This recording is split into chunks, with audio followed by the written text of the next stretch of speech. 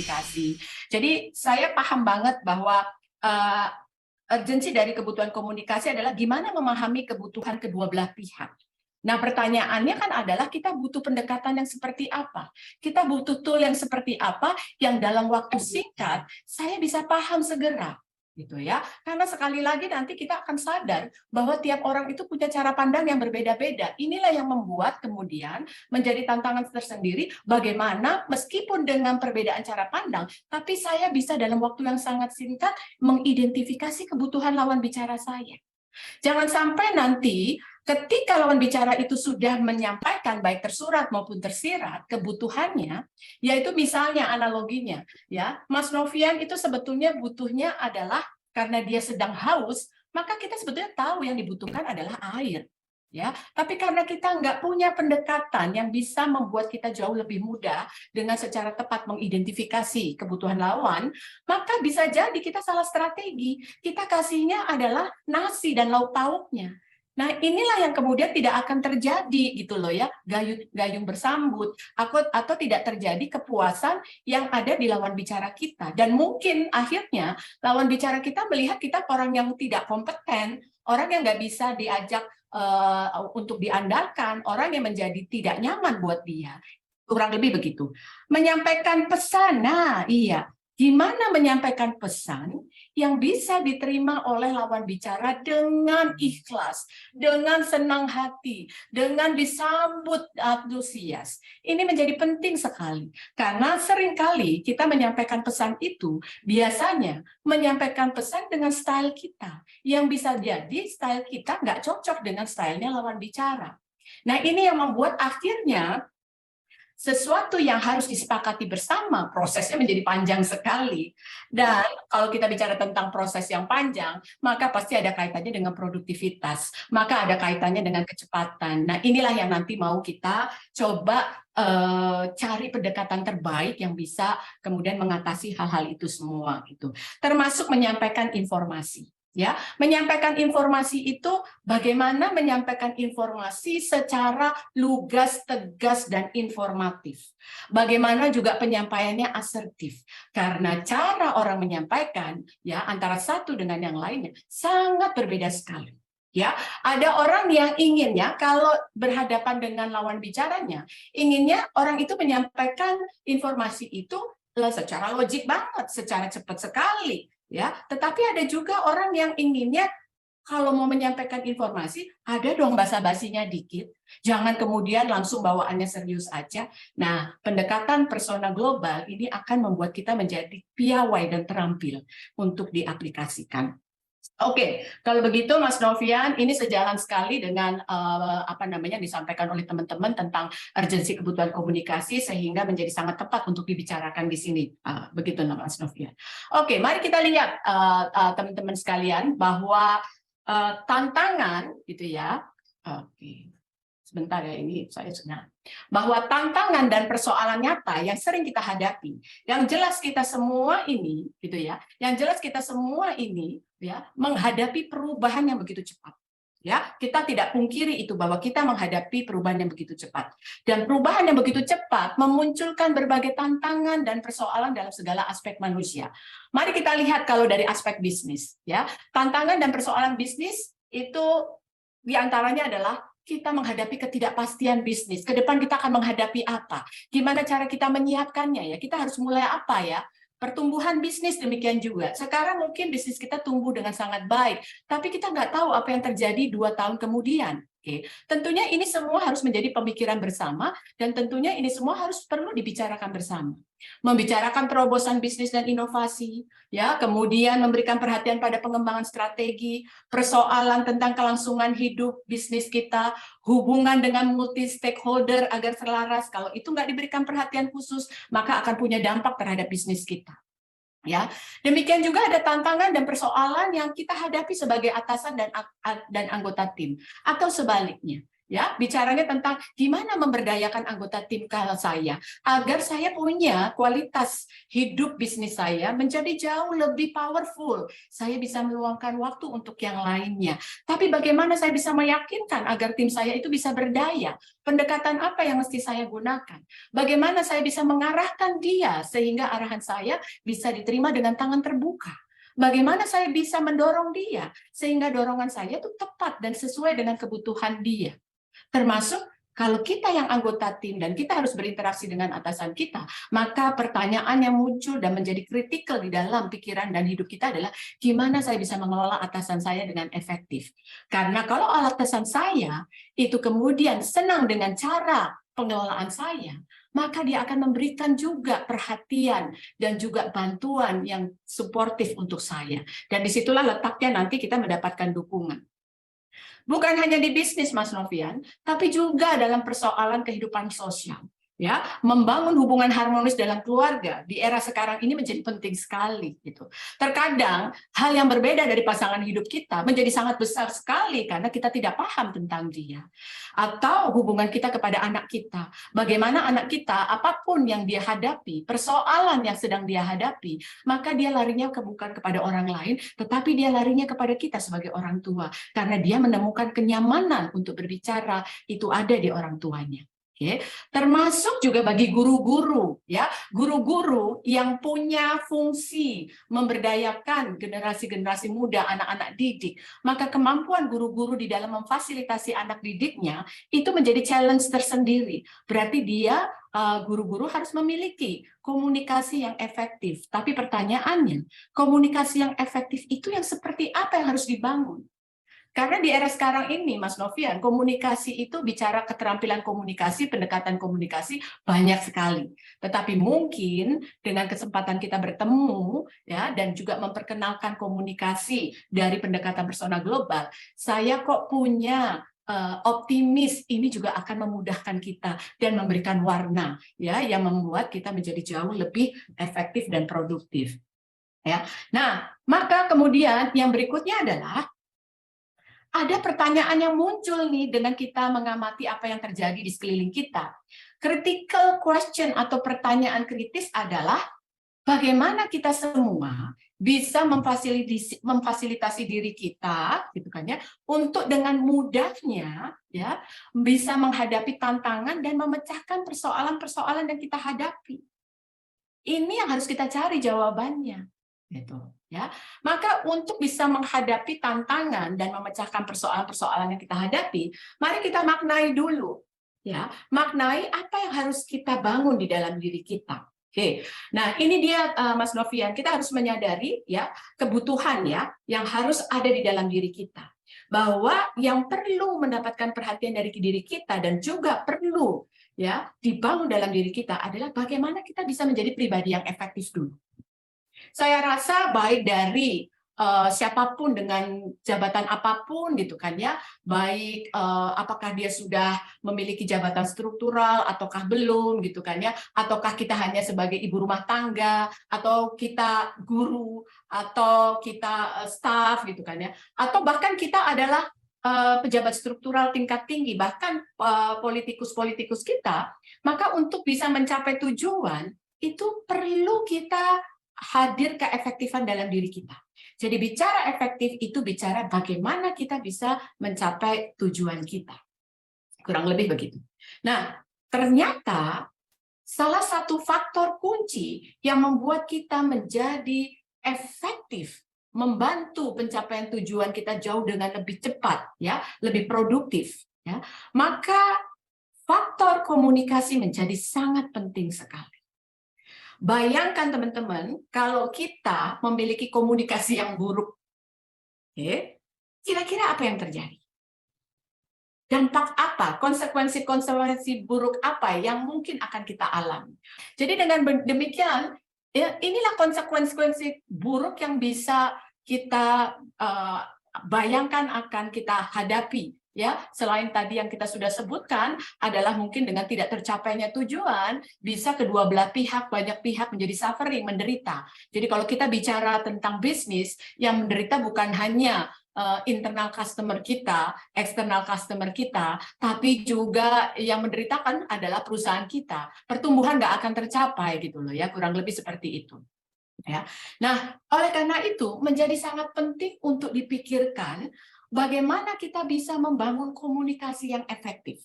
Dan apa sih sesungguhnya komunikasi efektif? Itu dulu yang harus kita kuatkan cara pandang kita.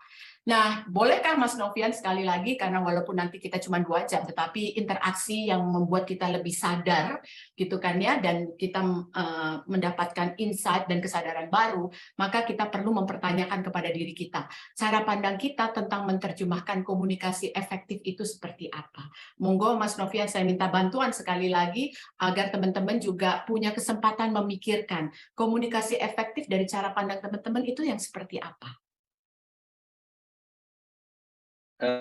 Teman-teman tolong bantu di chat dan saya coba bantu secara verbal ya. Jadi komunikasi yang efektif tadi adalah lawannya Mbak Nan, bahwa apa yang kita expect itu akan tercapai atau terpenuhi tepat waktu sesuai keinginan kita, syukur-syukur melebihi ekspektasi ya. Contohnya nasinya enak, dagingnya porsinya cukup, proporsional, nggak keasinan nasi gorengnya. Ini sorry pagi-pagi ngomongnya nasi goreng nggak apa-apa ya Mbak Nana.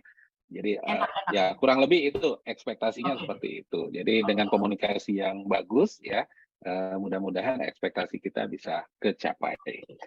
Nah, kalau dari chat ada Pak Mukhlisin jawab, bisa saling paham Bu Nani dengan komunikasi yang bagus ya.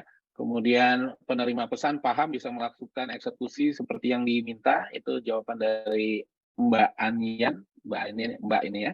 Kemudian komunikasi yang efektif dimulai dari saling memahami satu sama lain dan bisa dalam mencari titik kompromi, dan terakhir bisa membangun komitmen bersama. Ini dari Pak Hernur nih.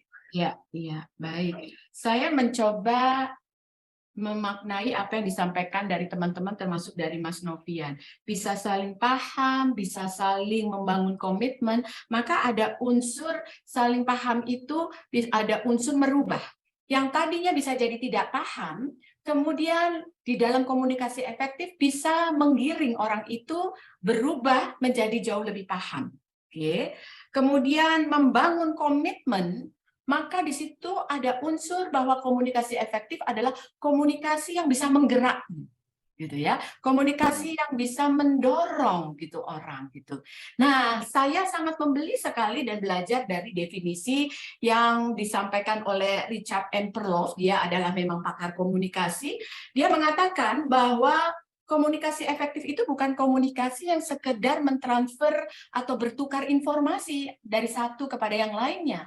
Tetapi di dalam komunikasi efektif itu adalah komunikasi yang syarat ketika terjadi pertukaran informasi, maka prosesnya itu syarat dengan menguatkan pemahaman, menguatkan hubungan, meningkatkan ya kerjasama yang baik, dan bahkan bisa mampu membangun kepercayaan antara satu dengan yang lainnya. Sehingga dengan demikian, penjelasan atau definisi dari si Richard ya, ini buat saya ada unsur yang kuat sekali dan dalam sekali tentang persuasif.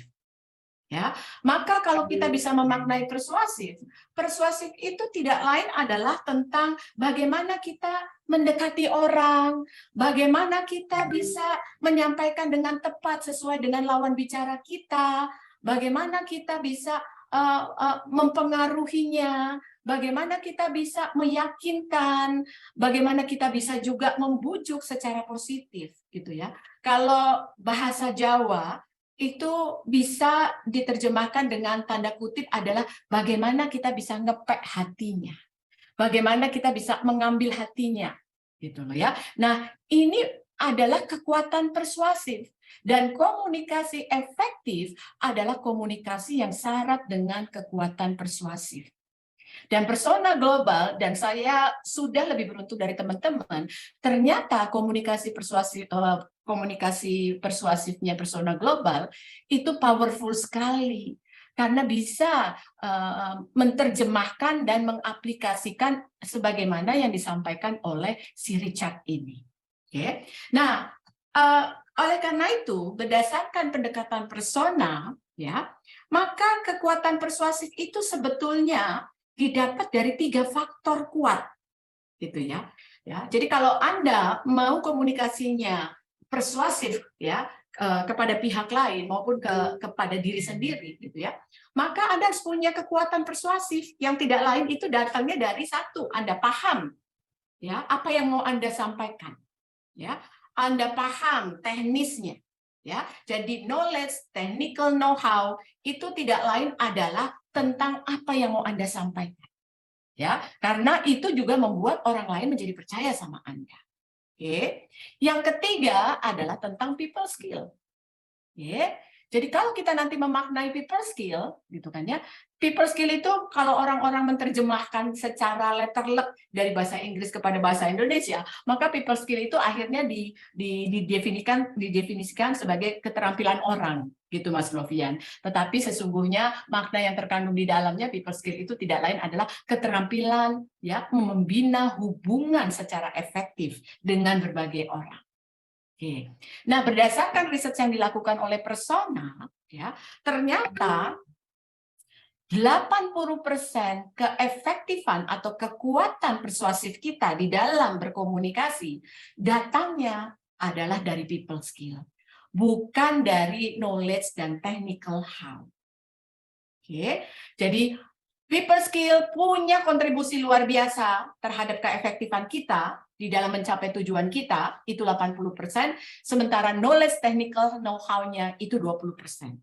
Artinya apa? Ya, kemampuan kita akan bagaimana menyampaikan sesuatu kepada orang lain itu menduduki prioritas utama ketimbang apa yang mau kita sampaikan. Oke, karena apa yang kita mau sampaikan sudah tidak boleh dipertanyakan lagi. Artinya, pada waktu Anda mau mempengaruhi orang lain, pada waktu Anda mau meyakinkan orang lain, maka apa yang mau Anda sampaikan, Anda harus menguasai betul. Kalau Anda nggak menguasai, maka orang lain sudah melihat bahwa Anda ya hanya pintar mendekati, mempengaruhi lewat cara Anda ya, tetapi ya isinya Anda nggak punya. Gitu. Nah, itu yang tidak disarankan. Oleh karena itu, ya, bagaimana cara Anda menyampaikan apa yang mau Anda sampaikan, punya porsi 80%. Sementara apa yang mau Anda sampaikan, porsinya adalah 20%. Oke. Jadi dengan demikian, teman-teman, pada waktu teman-teman mau mempengaruhi pengambilan keputusan, jadi pengambilan keputusan ini adalah lawan bicara. Kalau Anda mau merubah orang, siapapun, apakah mau BOD, atau mau kemudian komisaris atau stakeholder lainnya, misalnya anggota tim kita, anak kita, suami kita, dan lain-lainnya, mereka itu adalah pengambil keputusan, karena mereka lah yang akan mengambil keputusan mau ikut apa enggak atas apa yang saya sampaikan. Maka tiga inilah yang bisa mempengaruhi seseorang untuk mengambil keputusan apakah menerima atau tidak menerima. Jadi bicaranya tentang product knowledge, yaitu bagian dari apa yang mau saya sampaikan. Jadi kalau bicara di dalam tataran bisnis, maka Anda tahu fitur-fitur apa yang mau Anda sampaikan. Anda tahu ya kekuatannya apa dari yang mau Anda sampaikan. Kalau Anda punya keunikannya dari sisi apa, misalnya dari harga dan sebagainya. Sementara people skill itu adalah bagian dari kepiawaian kita, bagaimana kita bisa memperlihatkan bahwa kita tuh paham akan orang ini. Bagaimana kita bisa menyelaraskan orang-orang yang berbeda. Ya. Nah, itu 80% ternyata ya, sumbangannya terhadap keefektifan kita. Sementara technical know-how yang terkait mungkin dengan nanti apa yang mau kita sampaikan, tentunya background edukasi menjadi bagian, pengalaman, ada skill, ya kompetensi, sistem dan sebagainya. Oke, coba saya summary-kan ya Mbak, nanti kalau kurang-kurang. Jadi people skill itu kita bisa membuat lawan bicara kita percaya ke kita bisa tumbuhkan kepercayaan ke beliau. Ya. Kemudian kita bukan hanya bisa menyampaikan, tapi kita juga bisa menjadi problem solver. Ya. Kalau umpamanya ternyata ada yang disampaikan itu butuh keputusan tertentu, kita bisa menjadi problem solver. Ya. Kemudian ada yang bisa menyelaraskan tadi ya, ada bisa menyelaraskan dan bisa memenuhi ekspektasi atau kebutuhan dari dua belah pihak. Itu ya mungkin ya skill untuk yang didefinisi people skill. Benar ya Mbak Nan ya? Betul sekali ya. Nah, people skill itulah yang nyetir apa yang mau kita sampaikan, gitu loh ya. Jadi people skill itulah yang mengarahkan gitu kan ya, product knowledge, technical ability yang mau kita sampaikan kepada lawan bicara kita, gitu. Ya, makanya kenapa 80% menjadi penting. Karena by riset nih, Mas Novian, ya, kita paham banget menguasai apa yang kita mau sampaikan, jago banget teknisnya, tetapi people skill-nya ya rendah sehingga orang tidak melihat bagusnya apa yang kita sampaikan gitu. Produk yang mau kita sampaikan nggak kelihatan karena nggak bisa kita nyampaikannya menyentuh kebutuhan dia. Dia langsung menolak aja karena merasa saya nggak punya kebutuhan itu. Kurang lebih begitu. Ya. Nah, realitanya nih Mas Novian, gitu ya. Realitanya, people skill ini masih belum mendapatkan perhatian yang besar dari banyak pihak. Karena dianggap mungkin hal yang sederhana gitu kan ya, padahal powerful sekali. Maka kalau kita lihat 10 tahun yang lalu misalnya gitu ya, banyak sekali perusahaan-perusahaan itu memberikan perhatian pengembangan itu jauh lebih besar kepada product knowledge dan technical skill pengembangannya gitu ya. Jadi 80% itu pengembangannya diberikan kepada technical skill dan product knowledge gitu. 20%-nya atau bahkan jarang sekali, minim sekali di dalam people skill gitu.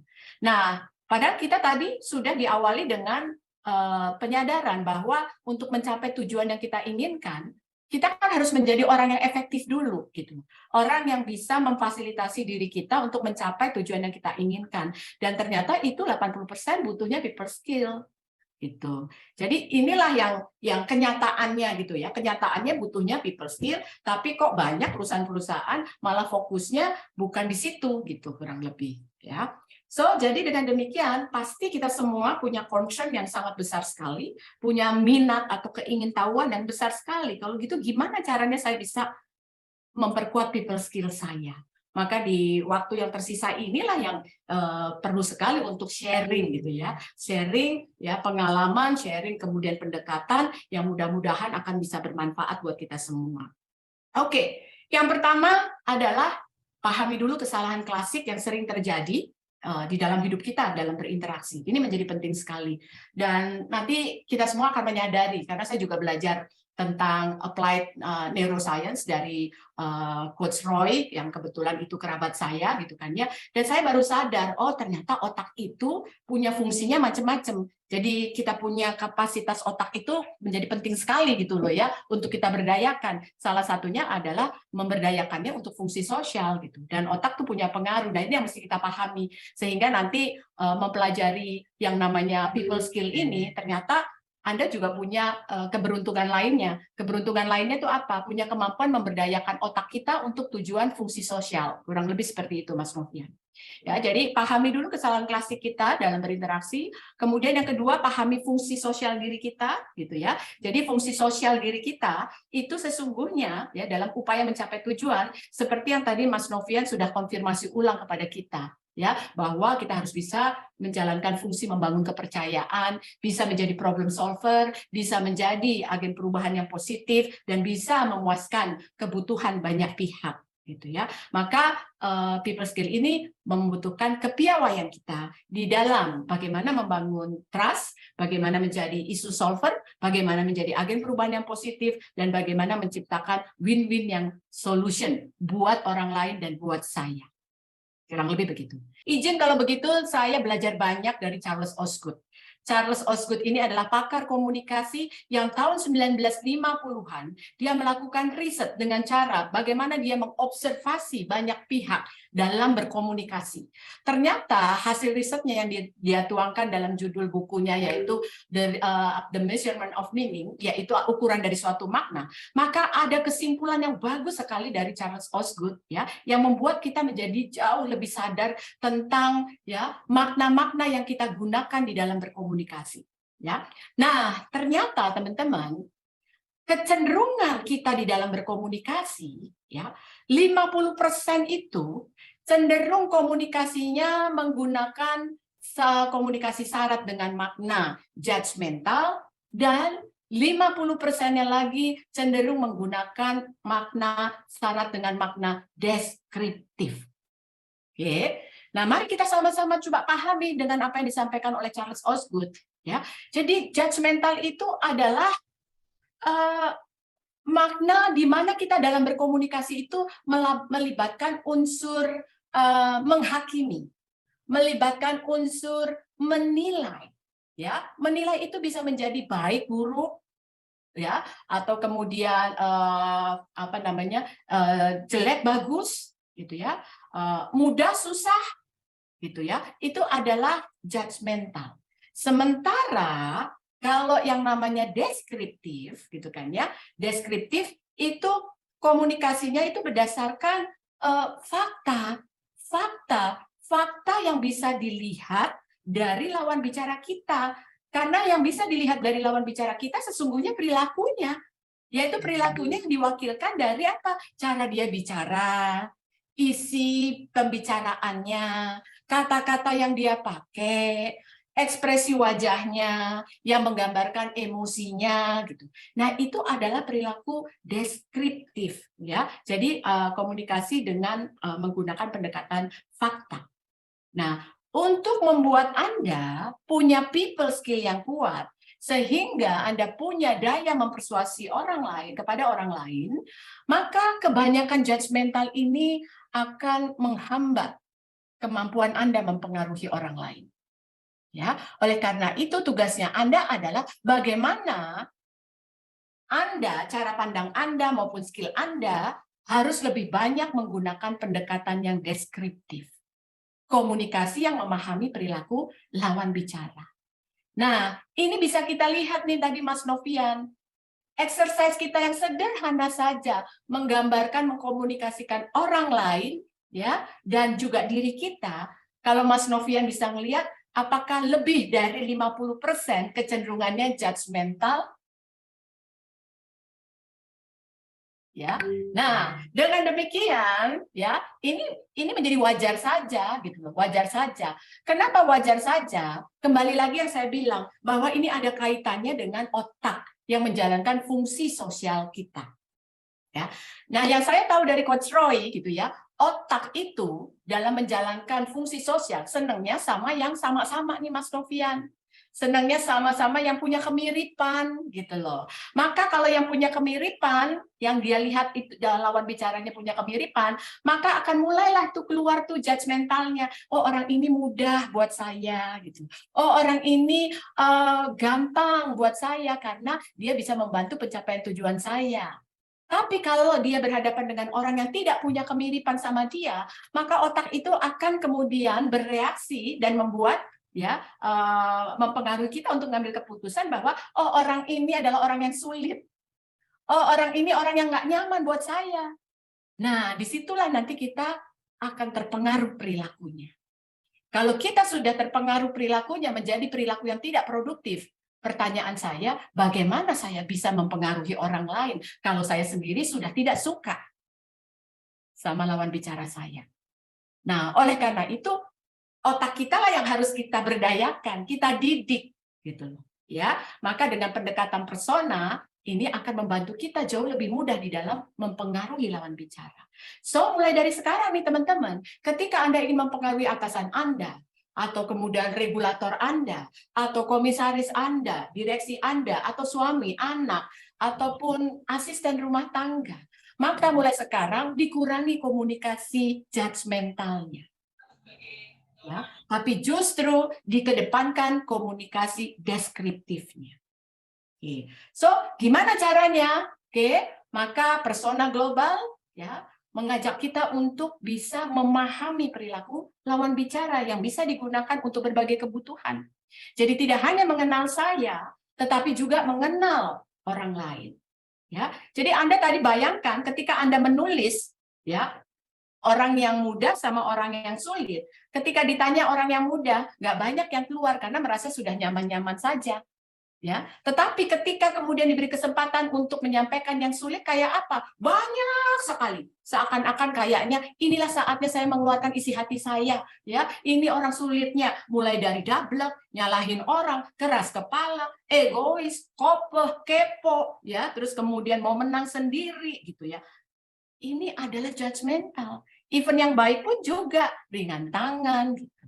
Ya. Tapi sekarang kita kan nggak bisa milih-milih orang ya, Mas Novian, betul nggak? Siapa yang mau kita dekati? Saya maunya yang mudah aja, gitu. Kan nggak bisa, kita nggak bisa ngatur itu. Jadi mau dengan siapapun juga, bagaimana saya bisa perilakunya tetap positif, bisa saya gunakan sebagai informasi untuk mempengaruhi dia secara positif. Itu kuncinya. Nah, yang diberikan oleh persona global, ya, ini nanti people skill akan membuat Anda menjadi trust builder yang begitu piawainya ya, terus kemudian bisa menjadi problem solver, bisa menjadi agen perubahan yang positif, dan juga bisa memenuhi kebutuhan lawan bicara ya, memuaskan kebutuhan lawan bicara. Nah, saya ingin sebelum menjawab pertanyaannya beliau yang tentang bagaimana komunikasi deskriptif, saya ingin menyadarkan kepada teman-teman dulu bahwa ketika kita berinteraksi dengan manusia, dengan siapapun juga, sesungguhnya kita menghadapi gunung es. Ya, yang kita cuma kenali, yang bisa kita pahami itu sebetulnya baru 10%. Yang tidak kita ketahui itu di bawah banget, itu 90%. Nah, 10% itu tentang apa? 10% itu sebetulnya kita akan bisa dapat informasi banyak loh dari lawan bicara kita, yaitu dari perilakunya.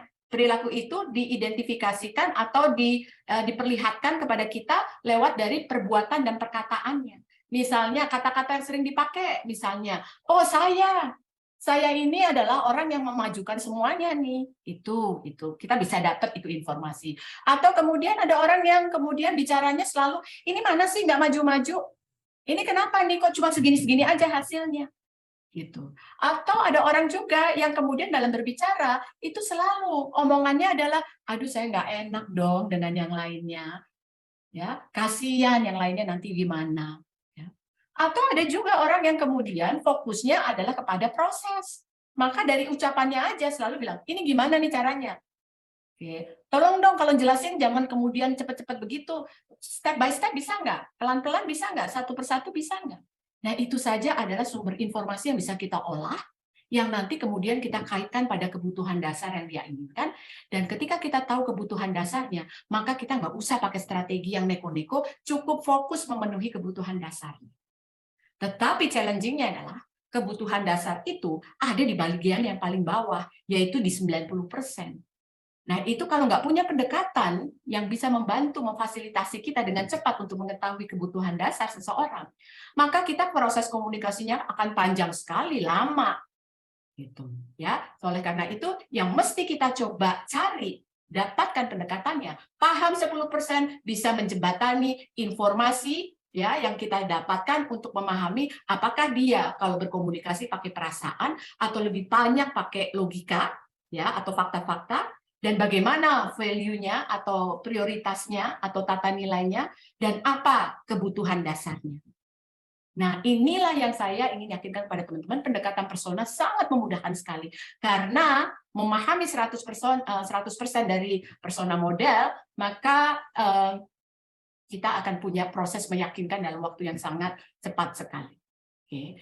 Jadi dengan demikian, kalau kita ingin mempengaruhi lawan bicara kita, ya sebelah sisi kiri kita adalah kita, kanan kita adalah pembicara kita, lawan bicara kita atau pendengar kita, ya, maka kekuatan mempersuasi itu hanya bisa Anda dapatkan kalau Anda bisa berfungsi sebagai trust builder, Anda bisa berfungsi sebagai pemecah masalah buat dia, Anda bisa menjadi orang yang lentur berinteraksi dengan dia dan bisa memenuhi apa yang dia inginkan gitu kan ya dalam hal berinteraksi, dan bisa menciptakan win-win.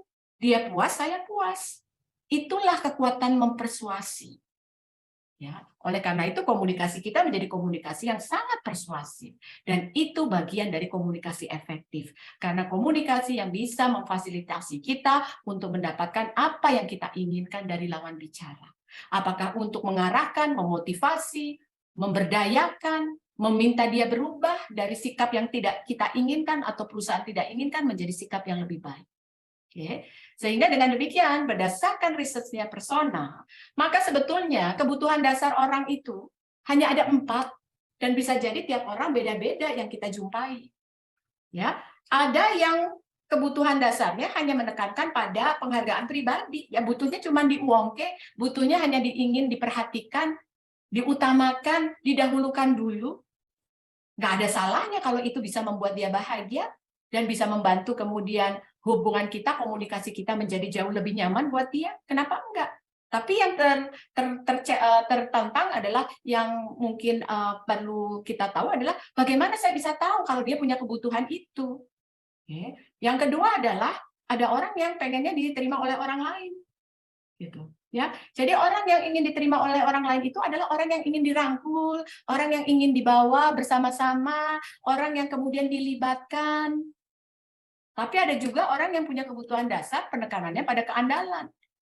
Ya, biasanya orang-orang yang penekanan pada keandalan ini adalah orang-orang yang pembawaannya adalah serius, ya, yang dalam berkomunikasi dengan kita mungkin lebih dari separuhnya punya concern terhadap pekerjaan atau punya concern terhadap apa ya namanya bisnis misalnya seperti itu. Oke, nah nanti ketika kita berinteraksi dengan orang yang punya kebutuhan dasarnya keandalan, maka sikap kita lah yang nanti harus menyesuaikan. Ingat sekali lagi, kita berhubungan dengan orang-orang yang di dalam berinteraksi pakai otak fungsi sosialnya normal, carinya yang mirip-mirip, senangnya yang mudah-mudah yang sesuai dengan dia, maka dia anggap akan mudah buat apa namanya akan menganggap kita orang yang mudah, gitu. Ya, oke. Jadi orang yang keandalan ini orang yang kalau kerja itu berkualitas sekali.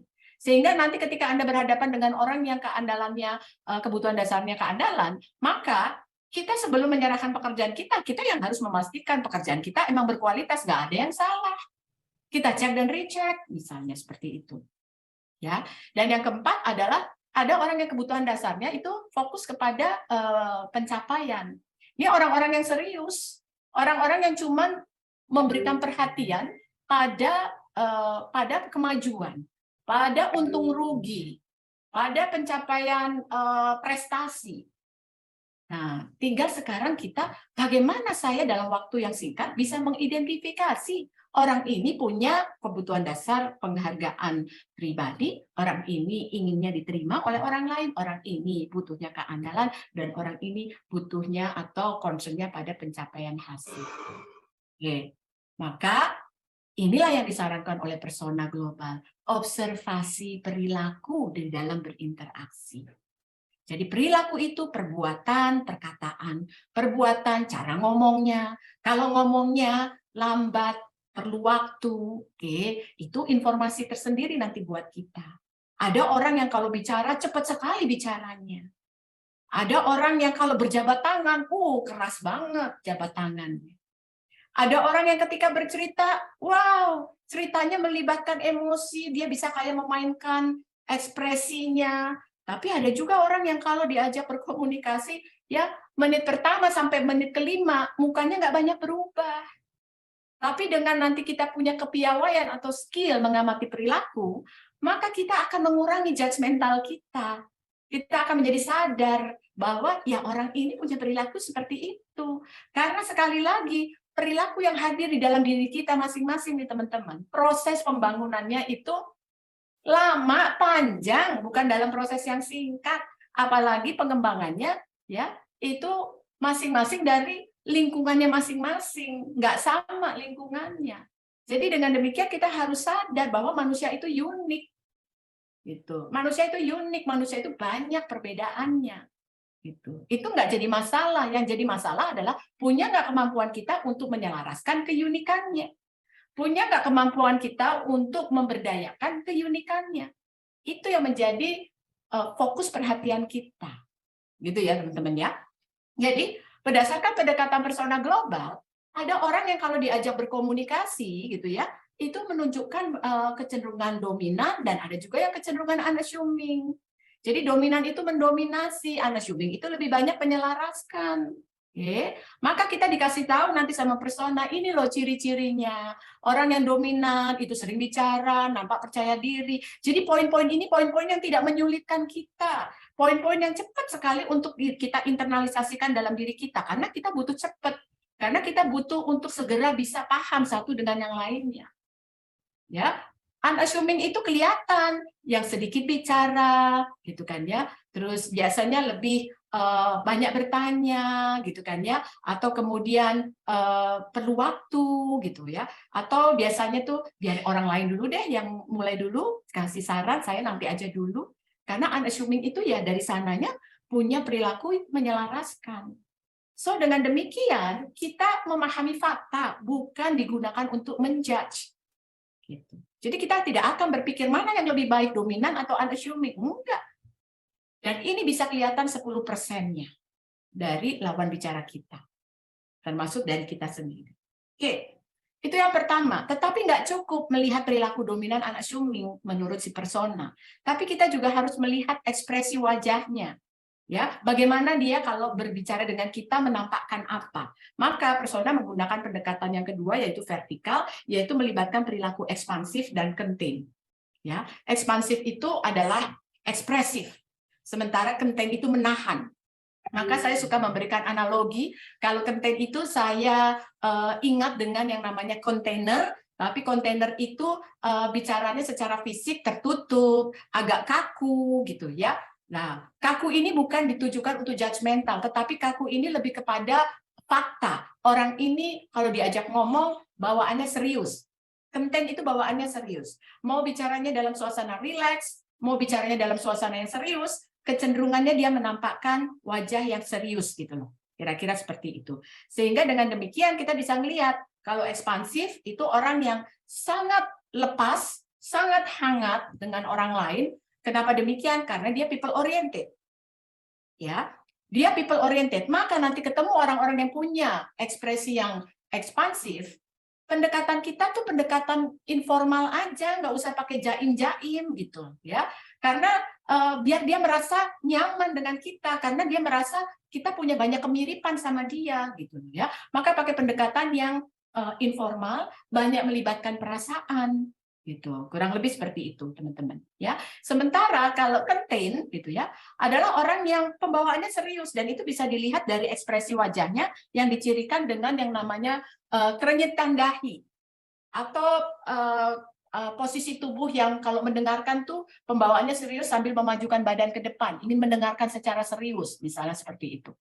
Nah, kita bisa paham sekarang kenapa dia pembawaannya serius, karena memang dia itu memang tumbuh dan kembang dan biasa dengan apa ya namanya tuh zona nyamannya dia yaitu task oriented gitu. Jadi concernnya dia hanya kepada tentang pekerjaan, tentang hal yang serius gitu loh, tentang mungkin bisnis gitu ya. Nah, maka kalau kita ketemu dengan orang yang ekspresinya tidak terlalu banyak ekspresif, pendekatan kita jangan terlalu informal. Nanti bisa dilihat oleh orang lain menjadi, ih sok kenal, sok deket banget sih, kenapa sih gitu. Dia menjadi risih, bisa jadi begitu. Ya, nah dengan demikian pendekatan kita ke dia itu pendekatan yang mungkin ya formal saja gitu, ya kurang lebih seperti itu, teman-teman. Oke, nah bisa dilihat bahwa ciri-cirinya nih jadi seperti ini nih. Oke, ya. Nah, oleh pendekatan persona global, maka kedua pendekatan tadi yang horizontal, dominan, unassuming, dan yang vertikal, ekspansif, contain, dijadikan satulah menjadi matriks gaya sosial atau matriks gaya komunikasi, gitu teman-teman. Nah, inilah yang membuat kita menjadi jauh lebih mudah mengelompokkan ya perilaku, sehingga kita menjadi jauh lebih understanding. Persona ya memiliki pendekatan. Kalau kita ketemu orang yang dominan dan juga ekspansif, dia punya gaya sosial namanya promoting. Sementara orang yang unassuming ekspansif, dia punya gaya komunikasi atau social facilitating. Dan yang unassuming contain punya gaya sosial analitik. Sementara yang dominan contain punya gaya adalah kontrol. Dan pendekatan inilah yang membuat kita menjadi jauh memahami orang lain berdasarkan holistik gaya sosialnya.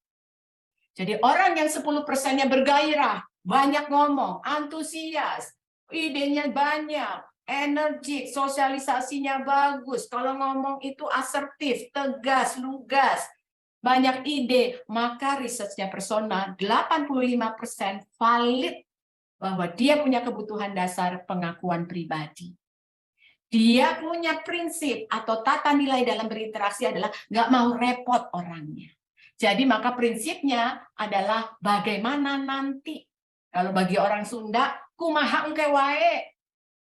Sehingga kalau kita berhadapan sama rekan kerja kita yang nggak mau jelimet, maunya adalah detail, nggak mau jelimet gitu kan ya, maunya yang cepat aja, perlu didukung. Nah, tergantung sekarang kita, bagaimana kita bisa nggak menyesuaikan itu.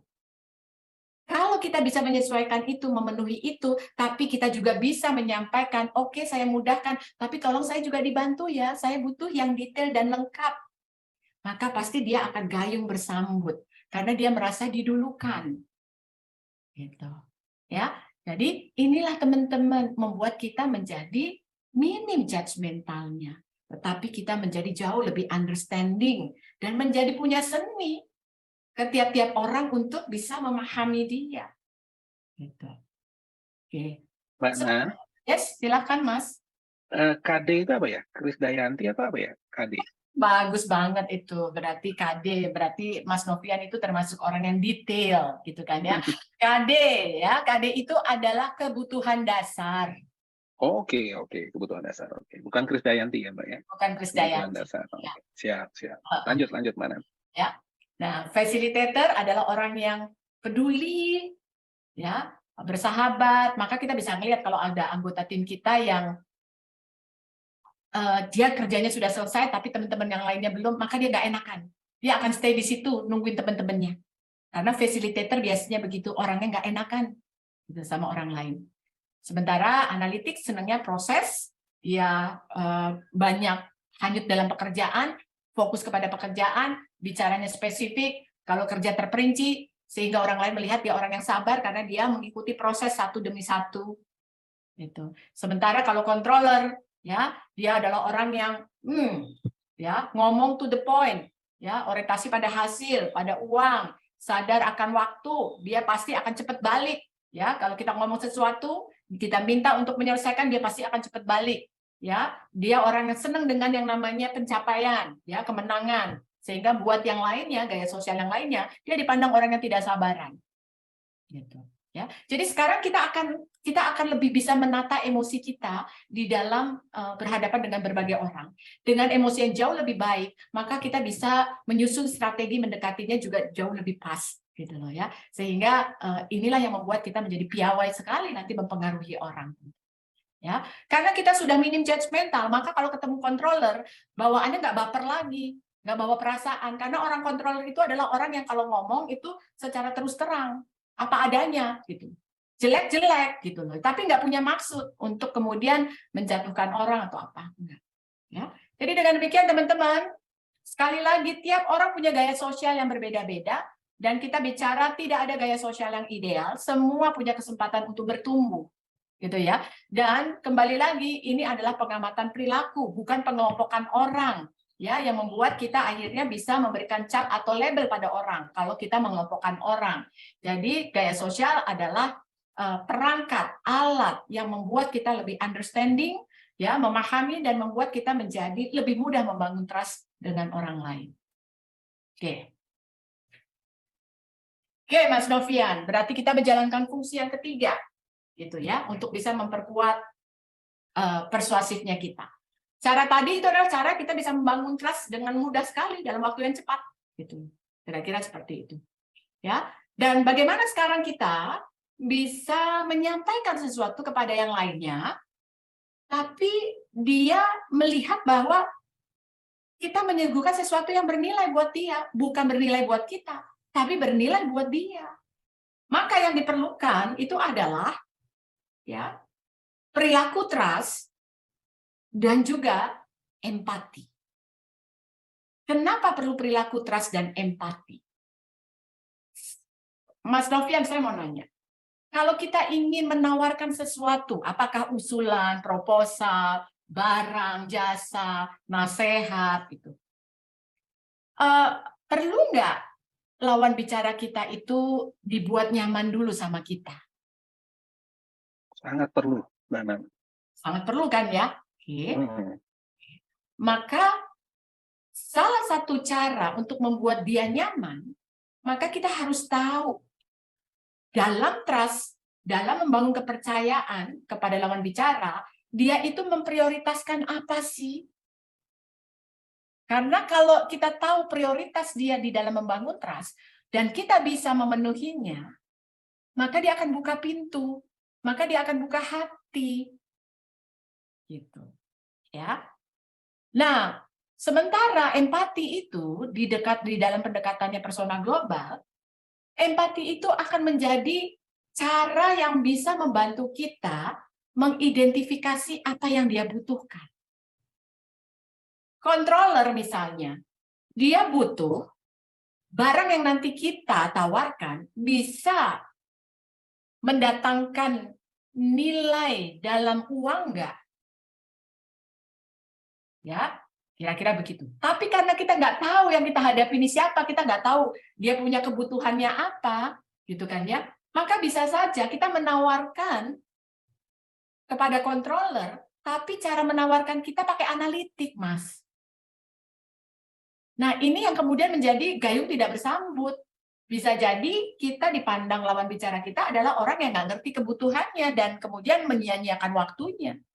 Nah, ini yang kita harus pahami bagaimana kita bisa menjadi problem solver buat dia. Oke. Maka yang harus teman-teman ketahui bahwa orang itu akan buka pintu kepada kita, gitu kan ya. Kalau ada unsur kita jadi orang yang bisa diandalkan, orang yang bisa terbuka, mau mendengarkan masukan dari dia, gitu kan ya, menerima masukan dari dia, bisa menjadi orang yang menerima orang apa adanya, kita tidak judgmental kepada orang itu, dan kita bisa bicara secara asertif atau terus terang gitu ya. Jadi lugas tegas gitu, kurang lebih seperti itu ya. Jadi tidak bertele-tele, tidak pakai bahasa bersayap, kurang lebih begitu ya. Nah, kalau kita punya pendekatan persona, maka pendekatan persona itu sudah nanti bisa membantu kita menggiring bahwa kalau controller itu dia lebih senang sama yang keterbukaan ketimbang keterus-terangan atau penerimaan. Sementara kalau yang analitik, dia akan concern-nya pada keandalannya kita. Oke. Sementara yang fasilitator, dia akan concern dengan sikap kita nerima nggak kepada banyak pihak gitu. Ya, tidak cepat mengkritik atau tidak menyalahkan lawan bicara kita. Sementara kalau untuk yang controller, dia senangnya sama orang yang kalau bicara to the point. Jangan kemudian pakai perasaan muter-muter dulu. Itu yang bisa mengambil hatinya dia di awal. Itu kurang lebih.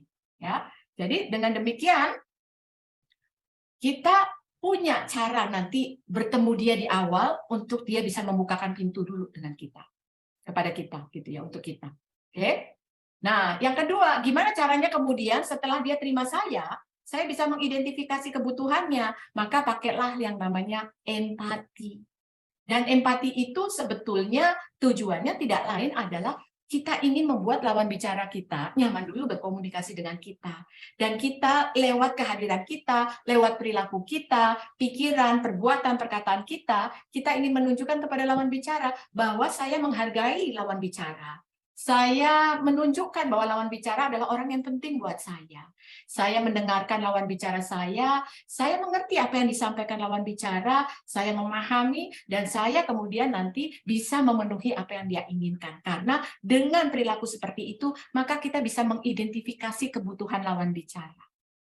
Maka yang disarankan oleh persona perilakunya adalah yang seperti ini. Kita harus punya cara bagaimana menyesuaikan bahasa tubuh dan minatnya. Nanti kita punya cara, kalau kenal promotor, maka bahasa tubuh saya harus mengekspresikan bahasa tubuhnya promotor. Kalau saya ingin mencairkan suasana, maka saya harus bisa menyinggung ya topik yang memang disenangi oleh promotor. Gitu.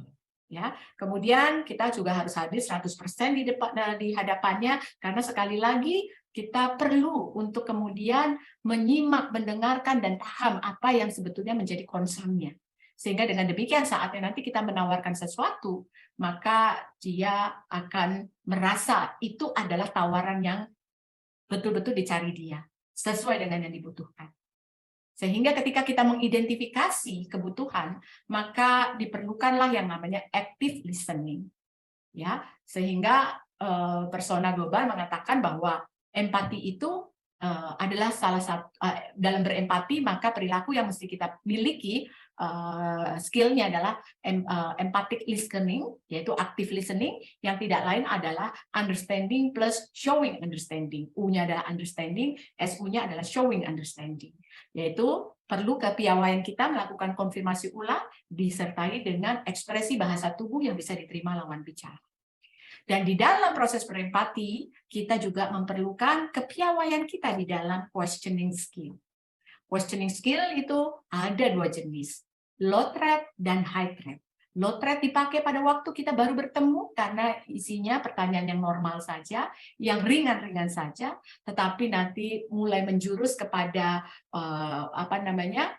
penawaran kita atau topik yang mau kita sampaikan secara serius kepada lawan bicara kita, maka ada jenis yang namanya threat question, ya. Nah, semuanya dalam bentuk open-ended question. Nah, itu skill yang semuanya harus dilatih, dikembangkan, dan ini adalah bagian kompetensi, ya. Jadi persona global itu memang punya memfasilitasi peningkatan kompetensi.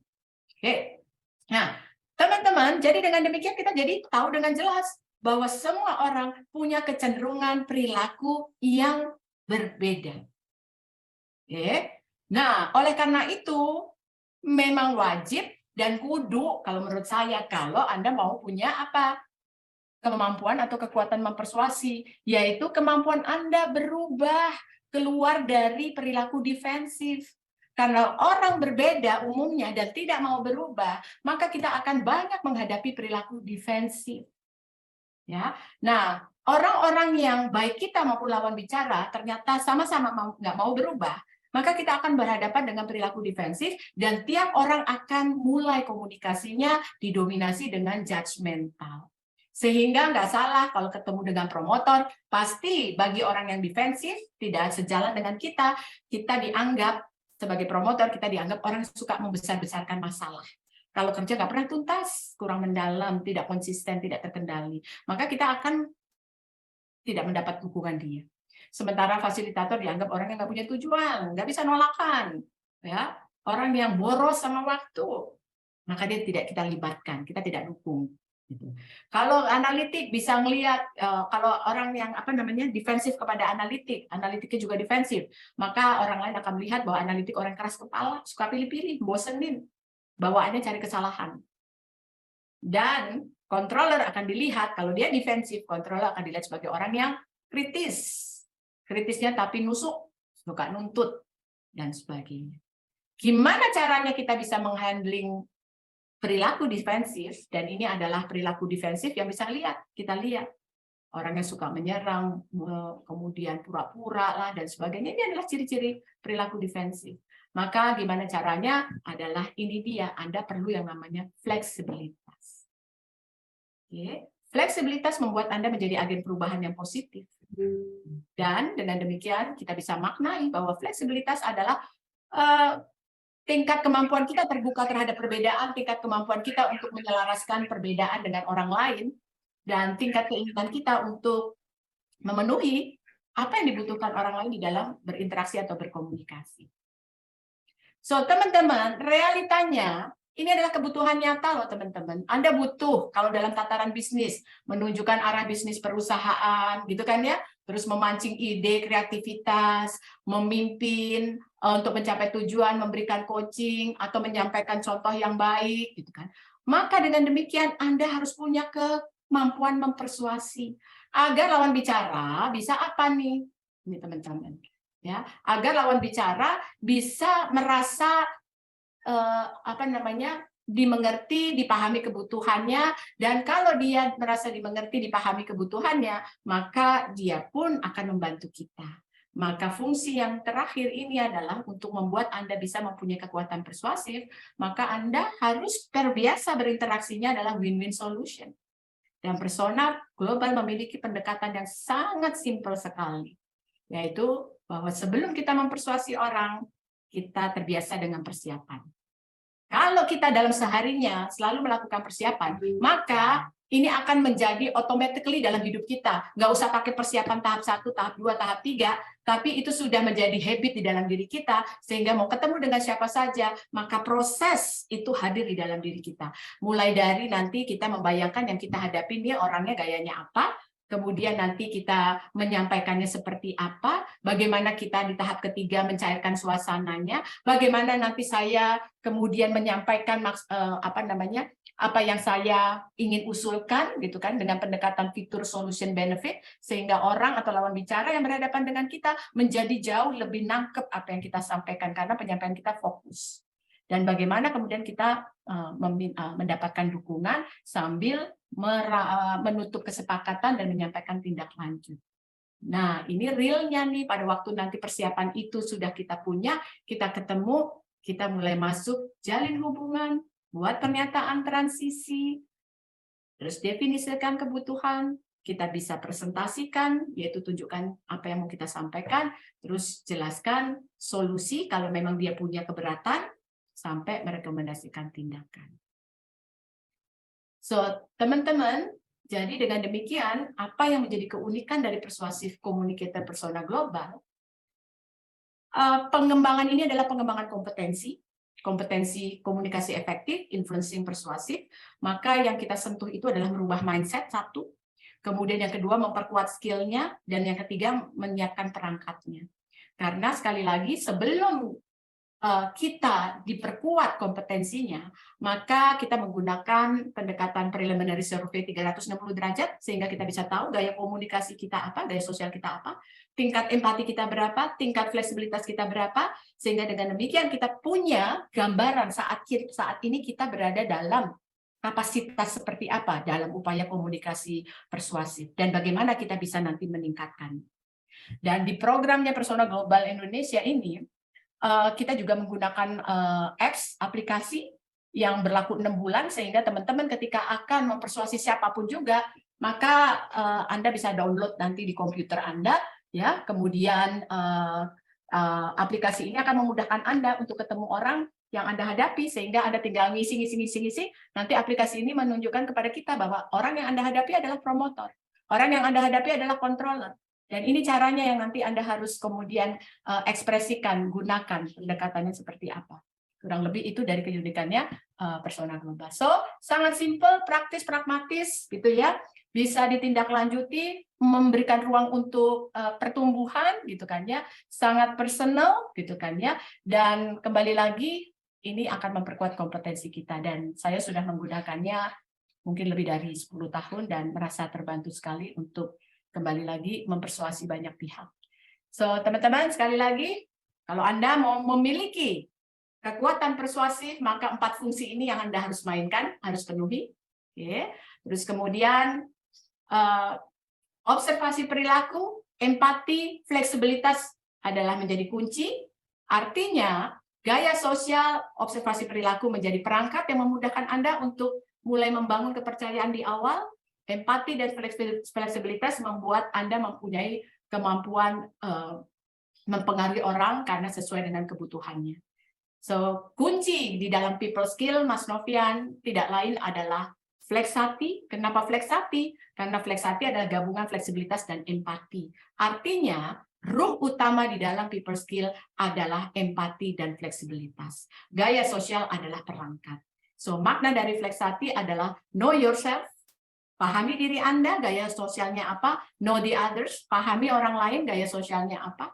Kalau ada perbedaan, control yourself, kendalikan diri Anda, banyak mendengarkan lawan bicara Anda.